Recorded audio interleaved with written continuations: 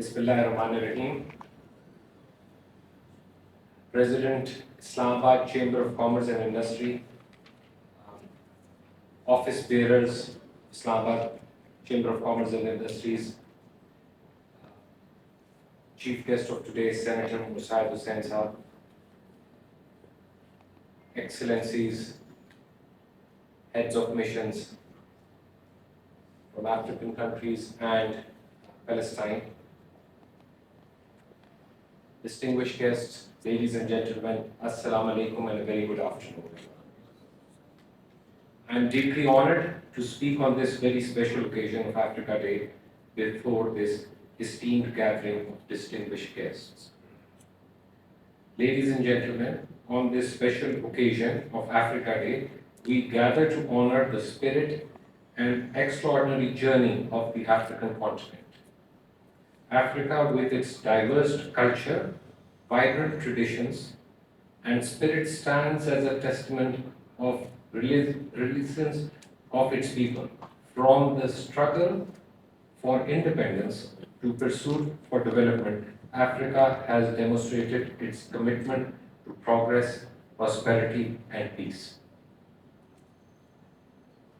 Through regional mechanisms like African Union and sub-regional organizations, Africa has showcased its determination to tackle conflict and foster stability across the continent.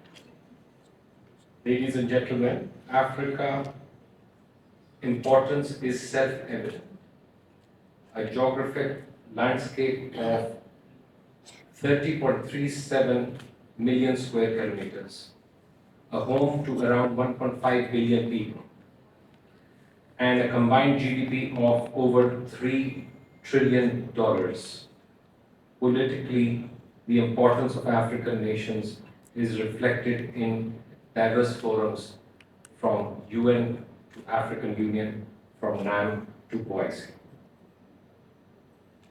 Africa's economic strength and promises are becoming increasingly apparent, marked by sustained growth, entrepreneurship, investment in critical sectors like infrastructure, agriculture, and technology.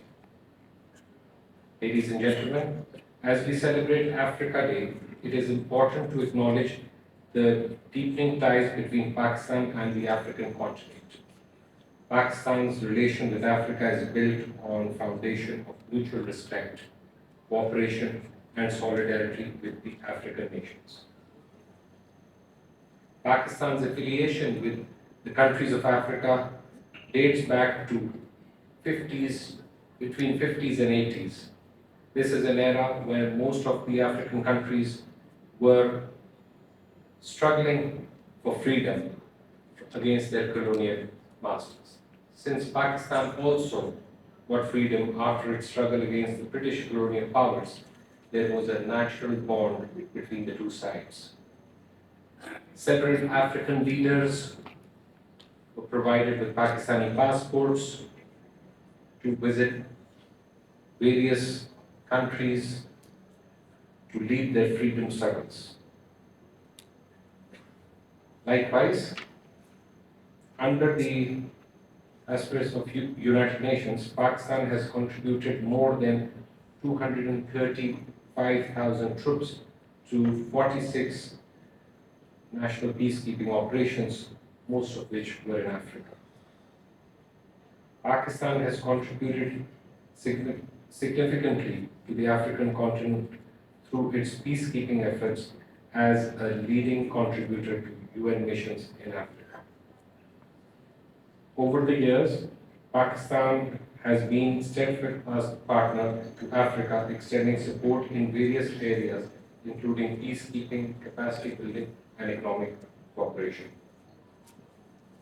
Distinguished guests, it is pertinent to highlight that since the launch of Engage Africa policy in 2019, Pakistan has successfully executed phase 1 of the policy, which involved in opening of 5 missions in Ghana, Ivory Coast, Uganda, Djibouti, and Rwanda, and upgrading 2 missions to ambassadorial level, which were Niger and Tanzania. for phase 2 of the policy, it was planned to open some more missions. However, due to financial constraints, the implementation of phase 2 has been delayed. Nevertheless, we are exploring opportunities and options to enhance our engagement and with Africa, including possibility of opening one mission per year within the available budget of the Foreign Office. Ladies and gentlemen, it is worth mentioning that after launch of Engage Africa policy in 2019, the world was faced with COVID pandemic. And post lifting restrictions in the past 2 years, there has been a significant increase in our engagement with the African countries, few of which I will present to you now. Visits both at the political, defense and business levels have been taking and increasing. For instance, from only one country, in the past few months, there have been 3 high-level visits, and the 4th is expected in this summer. In the past 7 months, we have processed 10 memorandum of understandings on bilateral consultations with various African countries, which is much more than in the last 77 years, where we only had 7. In the past 2 years, Ethiopia and Zimbabwe have established their missions in Pakistan. Rwanda is expected to open next month. Another country is expected to be in Islamabad by the end of the year, and a third one, hopefully by next year, as they've shown interest.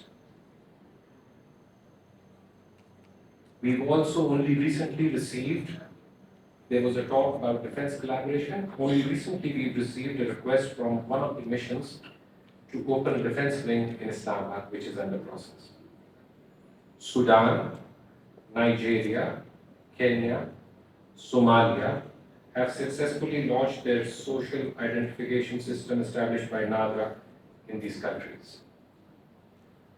Pakistan has also shared expertise in social delivery system with African countries, and there was a delegation from Uganda which visited recently to understand the system. African delegations have shown immense interest through their active participations in trade fairs and exhibitions hosted in Pakistan in the last couple of years.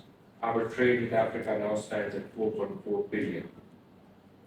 As we talk today, a 17-member trade delegation is on its way to Ethiopia to enhance trade and look for opening of our businesses there. After the recent resumption of direct flights between Addis Ababa and Karachi by Ethiopian Airlines, discussions are underway to extend operations to Lahore and Islamabad, and also cargo flights might start.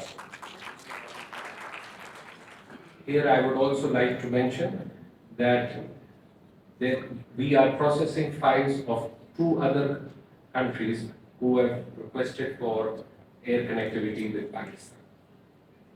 In fact, in the end, I would also like to say that the recent opening of Pakistan Africa Institute for Development and Research, (IDA), is a progress towards deepening bonds of friendship between Pakistan and Africa. So we thank you for that. Before I close, let us reaffirm our solidarity and support for Africa's aspiration for peace, prosperity and development.